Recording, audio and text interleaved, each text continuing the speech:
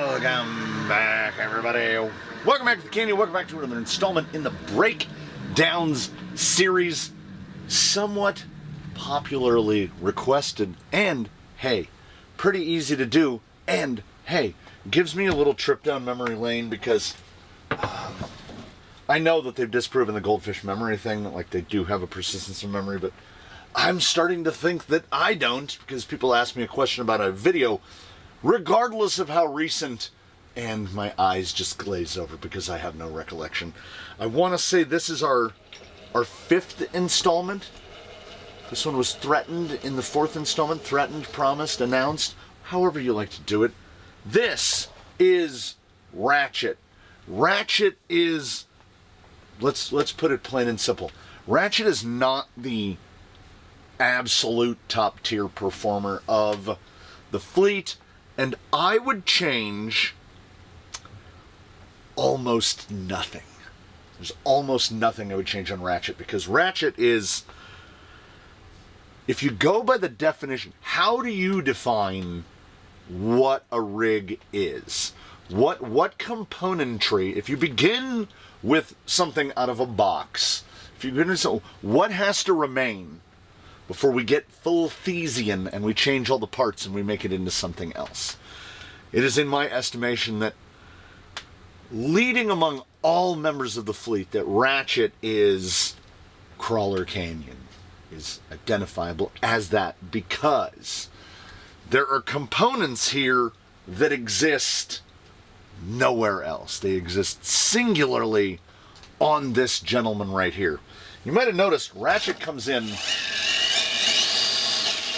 He comes in pretty quiet, and that's with his body on. Let me tell you something. His body makes a pretty good speaker box, because without it, Ratchet is very quiet. And that is in big part because lunacy cannot be contained. Obviously, this is not a chassis that you buy off the shelf. I built it for him. The chassis spacers were built to fit the chassis, all of them. And then, we don't want to cover up too much. I built the gearbox from scratch out of parts from like 4 or 5 other gearboxes, including machining the carriers to hold the output gears from a Stealth X. I had a theory that I wanted to test about outputs, about gearbox outputs being on opposite sides of the vehicle.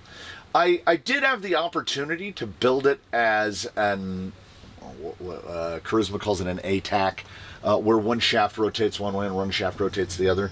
But I wanted to test opposite sides. We've got a fairly big skid. It's not particularly skid forward. It's not centralized either. We have that usual about 20 millimeters more link in the rear than we do in the front.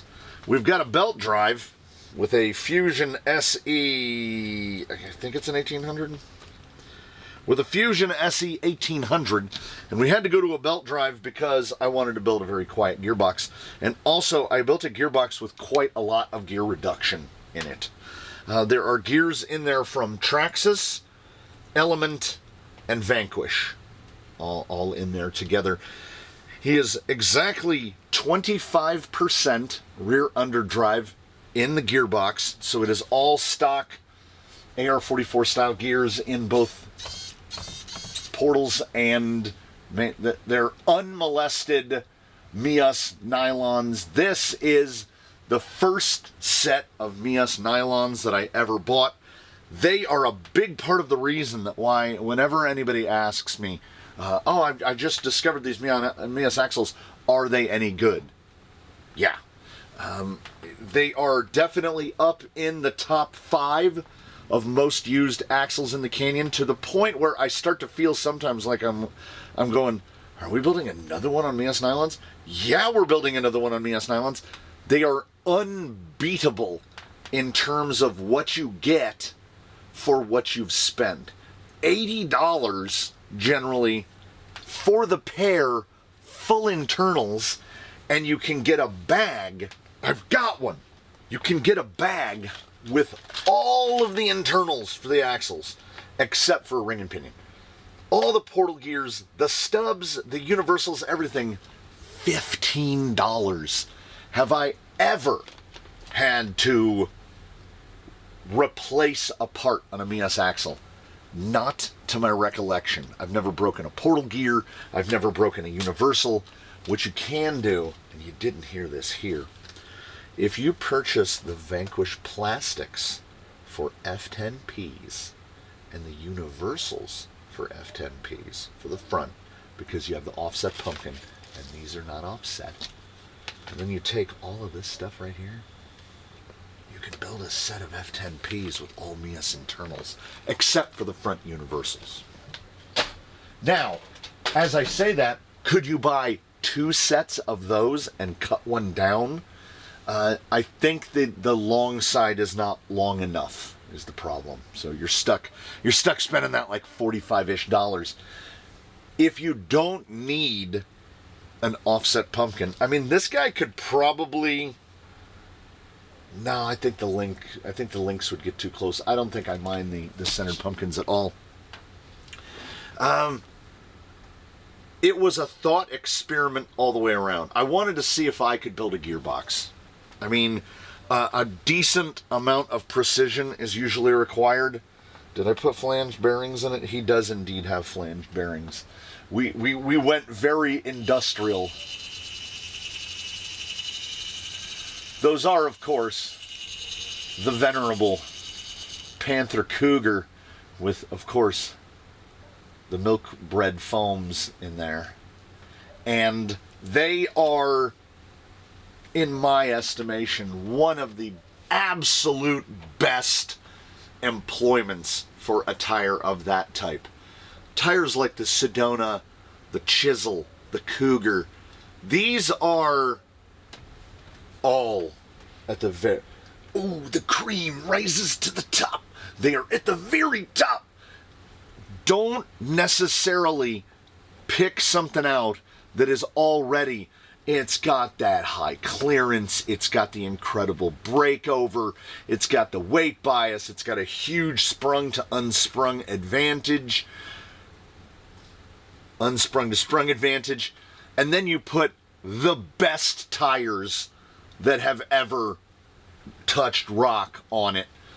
Ratchet, as I mentioned, he doesn't have the best breakover. Look how long that is in the middle, right? That gearbox, let's be honest about it, that gearbox is not light. So he totes a lot of weight. Look how centralized everything is. He is not ultra performance oriented. But good grief, is he an enjoyable drive. Well and truly. So quiet. When you have the amount of gear reduction that he has, you take that Fusion 1800 and it feels like you can silent ninja creep everywhere you go. And he's running off of a vintage Airtronics MX3X with a wooden... Look at those scallops. Look at those scallops. So we don't have cruise control. We don't have any of the fancy stuff. It really... I've been doing breakdowns here. As I said, I think this is the 5th one. Doing these breakdowns for a couple weeks now. And basically every one we've covered is Forever Canyon. Jake's never leaving. This guy's never leaving. As I pointed to him right now, I already figured out who's in the 6th breakdown. Ratchet is... Everything about him is perfect to me. It makes no matter. It makes no difference to me what... Like, if we go objective performance, if we put this against this, you know, you stack them up in a line, it doesn't matter where he lands in that group. That's not what it's about, right? I know a lot of people either intentionally or unintentionally fall into this thing where ever inching closer to the crawler's paradox. Like, we're going to get the vehicle to the point where the handling is so tremendous, skills become secondary. And Ratchet will never be that. He wears the Panther Cougar, one of the ultimate tires, in my estimation, because his capabilities go certainly to a level. He doesn't have the best anything except the tires. And, I mean, actually, if we break it down, if we go by the tier lists that have gone down on the Canyon, yeah, the tires, yeah, Fusion SE, yeah, Flash Hobby 60 kg, yeah, Mias Nylons, Trexus GTS. There's a lot of S tier on here, but I could, admittedly, and it does not pain me to say so, I could take all of this same componentry, package it differently in something else, and get more pure performance out of it. But sometimes that's not what it's about. The longer you're in this, and this isn't like a, where are you whippersnappers? This is just a realization that I have come to, and I'm hoping that I'm not unique in this. It's that the longer you do it, and the longer you're at it, the more you start to notice that it's not exclusively about performance. It's about, what do you like? It's not like your favorite movie might not be what the critics and the general public regard as the best movie ever. But that doesn't matter. If that movie speaks to you, right? If you can watch it over and over and over again and never tire of it, then it's your favorite because it's your favorite.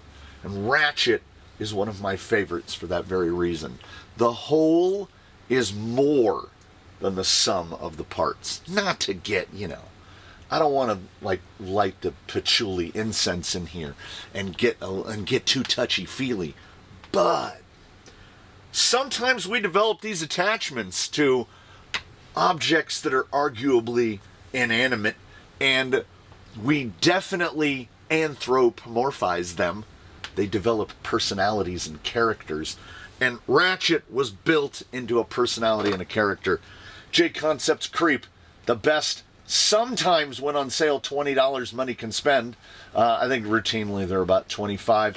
It is the body that I still now and will always recommend. Got a little tear there. I do now and will always recommend, if you have never tried a patinaed body, where you paint it on the outside and you paint it such that as it gets scratched up, it gets worn in. If you've never done one, this is the body. 1,000%. Buy yourself, look how small it is. You're not going to waste a ton of paint. It's impossible to mess up a patina. If you don't like the way it's coming out, paint it again. And not one of my first, he was originally just all this, I think it's called spiced amber. It's basically like a pumpkin color when it comes out. And then, as soon as I saw it in that color, that's how he came into his name. Named after, of course, the titular character from the Ratchet and Clank video games. He was a Lombax from the planet Fastoon. That's how we get the Fastoon salvage there on the side. And, I mean, the fact that the letters are kind of worn off a little. There's nothing about Ratchet that I don't like. It's an excellent summary of how and why we do things around here. Also, this was asked in a comment, what is my preferred method for mounting cabs? For mounting a cab? I like 2 holes through the back wall. Usually I reinforce them with tape, Gorilla Tape or T-Rex tape. That has been done here as well. And then just place 2 posts somewhere in the hood. When you're building your own chassis, your own sliders, your own skid, your own standoffs, I got to determine what the rail spacing was going to be. I got to determine where the gearbox was going to sit. We don't have any issues with anything binding against anything else. If you want to talk about things that are ridiculous, in the construction of the gearbox, you will notice 3 shafts that come out, and then, well, it's 1, 2, 3, 4. It's 4 shafts total. Rear output, front output. We've got the center with the idlers, and we have the top input shaft. The top input shaft, I made. I made it, and sometimes what I will do is I will take an existing shaft of some sort. I have a box over here called Gearbox Miscellaneous. And sometimes what I'll do is I'll dig in here and I'll grab a shaft of some kind and I'll say, oh, that's pretty close to suit my purposes. If I don't have one, I am a certified lunatic, and what I will do is I will take 5mm oil hardened or just 5mm mild steel rod. I will manufacture the shaft as need be. Then I will heat it with a torch until it achieves what I believe is the appropriate color to harden that material, and then I will oil quench it, and then I will temper it in a toaster oven for an hour, hour and a half until it gets to the color that I think is correct. And I'm not saying that I know what I'm doing. I'm not saying that I'm a metallurgist or a machinist or anyone with the qualifications to do these things, but I think you notice that where that's coming out, it's got a tiny little bit of wobble to it. The belt drive looks pretty good.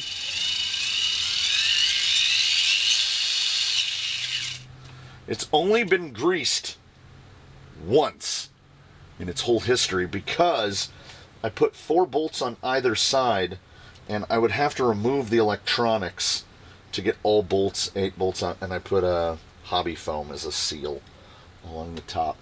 It's how we do it around here. You give me a bandsaw, a drill press, a handful of raw materials, and too much time on my hands, and I will build a gearbox. Also, the end plates are, I think they're 6mm thick.